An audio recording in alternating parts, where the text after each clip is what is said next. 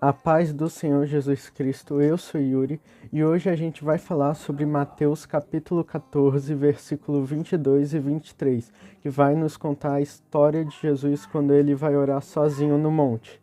E lendo esse trecho vai nos dizer: imediatamente após Jesus insistiu com os discípulos para que entrassem no barco e fossem adiante dele para o outro lado, enquanto ele despedia as multidões. Assim que mandou o povo embora, subiu sozinho ao monte para orar. Ao chegar de noite, lá estava ele só. Bem, essa é uma das palavras mais conhecidas do nosso meio cristão, que vai nos contar uma das histórias mais impressionantes, um dos milagres mais impressionantes de Jesus, que foi sobre andar pelas águas. Esse trecho bíblico, quando ele estava orando, os seus discípulos estavam numa situação devastadora, onde estava tendo uma tempestade. Mas não é essa palavra que eu quero falar, e sim sobre o motivo de Jesus ter orado naquele monte apenas sozinho. Porque Jesus veio ao mundo não apenas para ele ser crucificado e deu, não, mas ele veio também para ensinar. E quando tu vai ler a Bíblia, vai mostrar várias vezes que Jesus discipulava seus discípulos, ou seja, ele ensinava a orar, ensinava como tratar o seu próximo, ensinava como ajudar os doentes, os famintos. Só que nessa vez foi diferente, ele quis orar sozinho, mas por qual motivo Jesus queria orar sozinho? Para isso a gente precisa entender o que estava acontecendo antes de Jesus ter ido no monte orar sozinho. Você vai abrir a sua Bíblia e vai ver que aconteceu antes disso a multiplicação dos pães. Só que não é ainda por aí, e sim mais antes, que vai falar sobre a decapitação de João Batista, primo de Jesus. Ou seja, vai nos dizer que João Batista foi decapitado e vai nos dizer que em Mateus capítulo 14, versículo 12, vai falar bem assim: os discípulos de João vieram, levaram seu corpo e o sepultaram e foram contar a Jesus o que havia acontecido. Isso é um versículo antes de ter entrado na multiplicação, o texto da multiplicação dos pães. Ou seja, vamos pensar, vamos raciocinar. Jesus, né, em toda a sua glória e honra, Filho de Deus, estava passando por uma situação difícil. Sim, Jesus passa também por situações difíceis. Afinal, ele também era um homem, ele também era em carne e osso. Como o seu pai, Jesus também tinha sentimentos. Deus se entristece e se alegra com nossas atitudes. Se for atitudes mal, ele não gosta. Se for atitudes bem, Deus vai se agradar do que você está fazendo.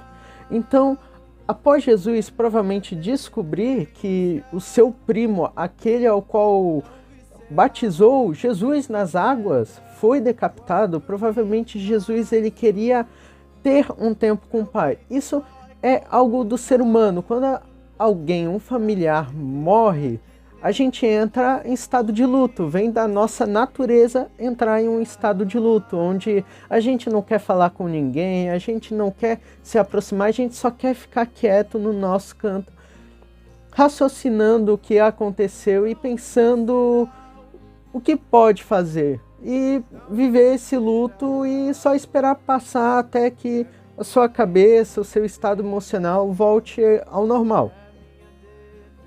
E foi assim também com Jesus. Jesus sentia fome, sentia sede e sentia tristeza, sentia amargura, ele sentia uma angústia no seu coração e ele queria falar com o Pai.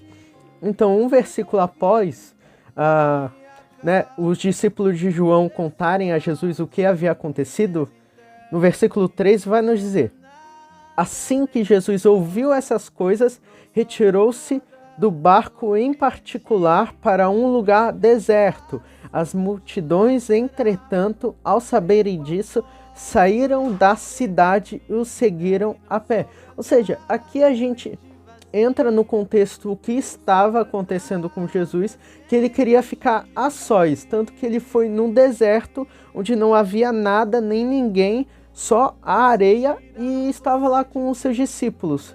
Mas o povo viu Jesus, reconheceu Jesus e foi atrás dele em busca dos milagres. No versículo 14 vai dizer: quando Jesus deixou o barco, viu numerosa multidão, sentiu-se movido de grande compaixão pelo povo e curou os seus doentes. Versículo 15. Ao final do dia, os discípulos se aproximaram de Jesus e disseram: este é um lugar deserto e já está entardecendo. Mande-os embora, pois as multidões, para que possam ir aos povoados comprar comida. Ou seja, vamos voltar ao contexto anterior sobre o luto do ser humano. Quando a gente está em luto, quando a gente está triste com a situação de um familiar próximo ter morrido, a gente não quer contato com ninguém. Só que com Jesus foi diferente. Simplesmente ele viu a multidão que o seguia pedindo milagres, e lá ele com certeza viu doentes, viu famintos, sedentos de algum milagre, de alguma coisa para a vida deles. Então vai dizer uma palavra bem interessante: compaixão. Jesus sentiu compaixão. Ele estava em luto, estava sofrendo, estava com angústia no seu coração. Mesmo assim, ele sentiu compaixão do seu povo. Ele não pensou em si mesmo. Ele não pensou o que ele tem que fazer, que ele tem que orar, não. Ele colocou em primeiro lugar o povo, a necessidade dos seus irmãos que estão do seu lado. Uma coisa que Jesus ensina várias vezes: se preocupar mais com o irmão do nosso lado do que com nós mesmos. E lá Jesus vai curar as pessoas e vai fazer seus milagres. E também vai fazer o milagre da multiplicação dos pães, pois haviam pessoas famintas, pessoas que estavam necessitando de comida. Ou seja, mesmo que Jesus esteja sofrendo, esteja triste, ele faz o que o Pai quer. Ele faz o que ele manda fazer, que é ajudar ao seu próximo, amar o próximo como a si mesmo. Então, no versículo 22 e o 23 que a gente leu no começo desse vídeo, vai falar que Jesus vai orar a sós. E agora, finalmente, ele tem o seu momento a sós com o Pai, onde ele vai nos falar, vai mostrar para a gente o que a gente deve ser como cristão. Porque a gente sendo cristão, a gente também vai passar pelas mesmas situações. Vai ter pessoas da nossa família que vão morrer, vai ter momentos onde pessoas vão estar precisando de milagres ao nosso redor, e a gente tem que ser o canal de bênção sobre a vida dessas pessoas que estão à nossa volta. Mesmo a gente estando pior do que elas, sofrendo, amarguradas, com o coração dolorido. Então Jesus mostra todo nesse contexto bíblico que não é apenas milagre de multiplicação dos pães, não é apenas um milagre de andar sobre as águas, não, mas é a busca pela oração, conversar com o Pai quando você está amargurado. Porque tem tantas dores que nós guardamos no nosso coração. Às vezes o nosso amigo briga com nós e a gente fica com aquilo no nosso coração, fica amargurado, para de falar com os nossos amigos, para de falar com os nossos próprios familiares, por causa que o seu tio às vezes foi meio egoísta, foi ignorante, foi arrogante.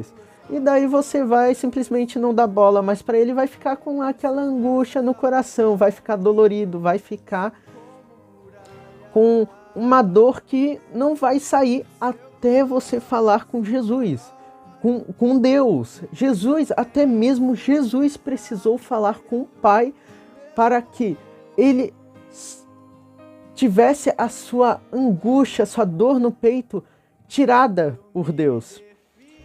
Ele precisava conversar com alguém, ele precisava ter uma conexão com o Pai, coisas que a gente deve ter todos os dias. Na Bíblia nos cita que devemos orar sem cessar, ou seja, devemos falar com o Pai todos os dias, toda a hora, todo minuto e, se possível, todo segundo. Porque a oração não precisa ser algo formal, algo lindo, falar vários adjetivos para Deus. Não precisa. Às vezes a sua oração precisa, às vezes, de 10 segundos. Vai ser uma oração linda, maravilhosa, que Deus vai receber e vai te ajudar, vai dar o seu milagre, vai dar a sua bênção, vai te proteger, vai te ajudar qualquer necessidade da sua vida. Não precisa ser uma oração de 10 horas, não precisa ser uma oração assim, nossa, ficar o dia todo de joelhos, não. Às vezes você falando 1 minuto com Deus, mas com uma oração verdadeira vale muito mais do que simplesmente só ficar de joelhos sem saber o que falar, ou só falar coisas repetidas, sem algo, uma emoção, um fogo no coração. Apenas falar por falar. Ou seja, se você vai falar com o Pai, que você fale com vontade de falar com Ele, nem que seja por 1 minuto, fala como se o seu coração estivesse aberto a receber qualquer mensagem de Deus. E essa é a mensagem de hoje que eu quero passar para vocês. Que Deus abençoe todos vocês, que a graça de Deus e a comunhão do Espírito Santo esteja todos com vocês. Amém?